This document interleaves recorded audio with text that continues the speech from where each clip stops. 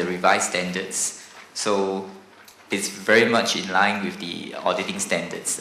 I think to be fair, I'm not so sure whether that question is fair. You comply, then whether you can pass. Because pass and not passing, the bottom line is when we do an audit, our procedures must fully comply with the requirement of the SSAs. Full stop. So I think if we can do our audit work to the tune of complying with all the SSAs, then you should be able to pass. Now, as to this guidance note, like this audit manual, the audit manual is a tool. It's a tool to provide guidance for requirements of the SSAs. Now, I think I can say that, if you have applied the procedures properly based on what is prescribed in the audit manual, on the basis that you understand the SSAs, I think you should pass. Nobody can guarantee, but I think you should be able to pass.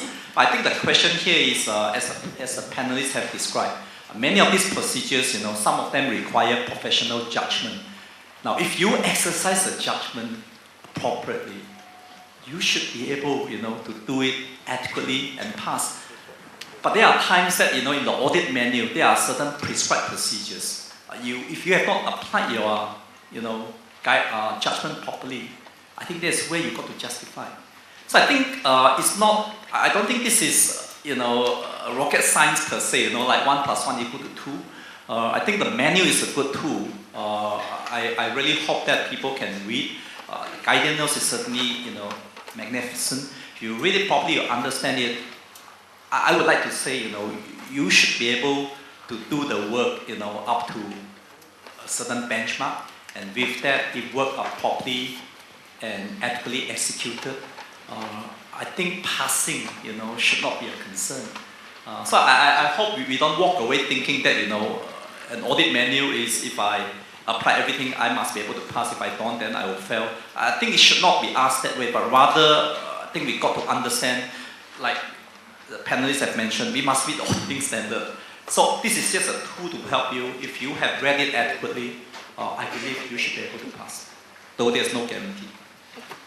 I just like to add something. I do the PMP regulatory course, so I just like to say something about audit manual. Actually, using the manual, I don't think is as Ernest said, I don't think it guarantees you to pass. I've seen files where people complete the whole manual, every single form, and I just take a step back and look. I said, but half of what you complete is irrelevant. So the question I ask practitioners, what makes completing the form helpful to the audit? They say to me it's just a waste of all the time. So it actually indicates that there's no planning, there's no thought process. So I just hope people take that into consideration. Number 2, I always tell practitioners that if you have a manual, by all means, your own firm manual, then by all means use it, because all the big 4 and the bigger firms have their own manual that is properly substantiated and supported by the international research methodologies. But if you don't have any, and if you are a small firm that doesn't have the resource to develop something, now this is something that's given to you to use. So, and at the end of it, the reality is you sign off under your own name or your firm's name. So the responsibility still lies with the partner to make sure that the documents used is relevant.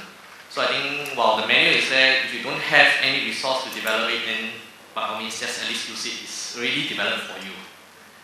But don't treat it as the maximum. In fact, I always tell practitioners that's actually just the bare minimum you have to comply.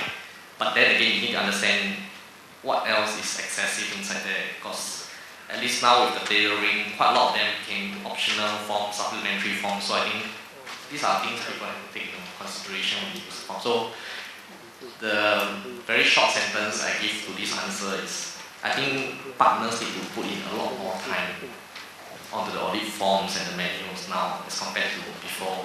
They just roll everything from one year to another year, from one file to another file. Okay, thank you. Thank you, Henry. May I add to this that I was about to say the same thing, that as practitioners and especially as signing partners, we have to pay attention to what we document